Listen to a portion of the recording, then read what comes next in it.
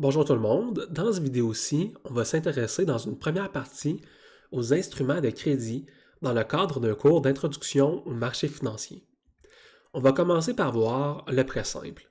Un prêt simple, c'est un instrument financier où un emprunteur rembourse l'ensemble de son prêt lorsque celui-ci arrive à l'échéance négociée, en plus d'un intérêt sur le prêt. On calcule la valeur présente du prêt par la formule suivante.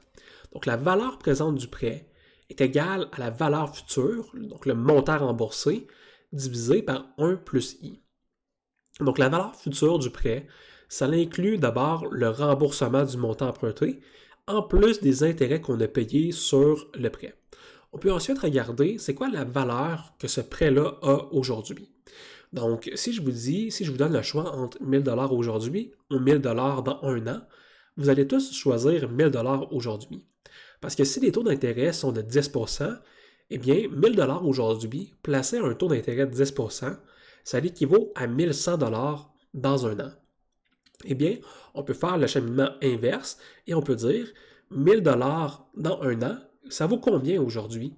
Combien est-ce qu'il faudrait que j'épargne aujourd'hui pour recevoir 1000 $ dans un an? Et donc, on regarde la valeur future divisée par 1 plus I. Donc, si j'ai un taux d'intérêt de 10%, ça me donnerait 1000 divisé par 1,10 et ça me donnerait ensuite la valeur présente de mon prêt. Donc, ça, c'est le calcul de la valeur présente d'un prêt simple, où I ici est le taux d'intérêt nominal sur l'emprunt. Vous avez un deuxième type d'instrument financier qui est un petit peu plus complexe, et c'est ce qu'on appelle une annuité. Et bref, il est commun de rembourser des grosses sommes d'argent sur une longue période de temps.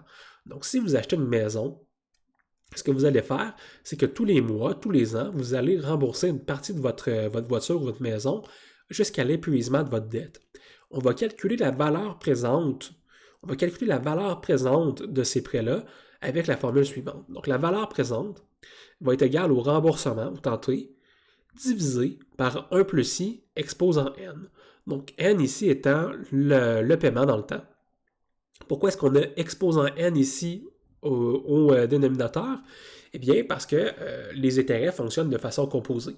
Donc, si j'investis 1000 $ aujourd'hui et que j'ai 10% par année, eh bien, l'intérêt, essentiellement, ce que ça veut dire, c'est qu'on gagne de l'intérêt sur l'intérêt. Et donc, on doit inclure ça quand on calcule la valeur présente. On peut se donner ici un exemple. On pourrait rembourser notre maison avec un paiement de 2000 $ par mois pendant 240 mois.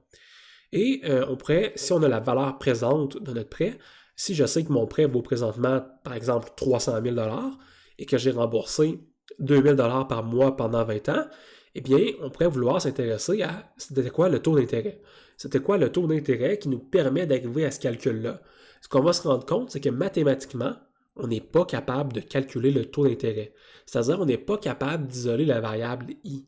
On peut approximer les résultats lorsque l'échéance est très longue ou simplement utiliser une calculatrice financière qui, elle, va approximer la réponse de façon numérique. Eh bien, c'est ce qu'on appelle un prêt à versement fixe ou encore une annuité. Les annuités sont très importantes en finance, en tant que financier, en tant que prêteur. Donc, si vous travaillez dans une banque, vous allez souvent prêter de l'argent qui va être remboursé sous forme d'annuité. Et ce sont les deux instruments les plus simples. Dans la prochaine vidéo, on va voir certains instruments financiers un petit peu plus complexes, mais on va toujours garder en tête l'importance de calculer la valeur présente des biens. Ça nous permet de comparer entre eux différentes échéances de paiement. Donc, si je vous dis, par exemple, est-ce que c'est mieux de rembourser un prêt de 1000 $ dans un an ou de rembourser votre prêt de 1000 $ sur 10 mois par remboursement de 100 $. Donc, dire, on va rembourser 100 $ par mois pendant 10 mois ou rembourser 1000 $ dans un an. Eh bien, pour comparer deux prêts avec des échéances différentes, eh bien, vous allez avoir besoin du calcul de la valeur présente. Donc, la valeur présente, ça va être une formule qui va être très importante pour comparer différents instruments financiers.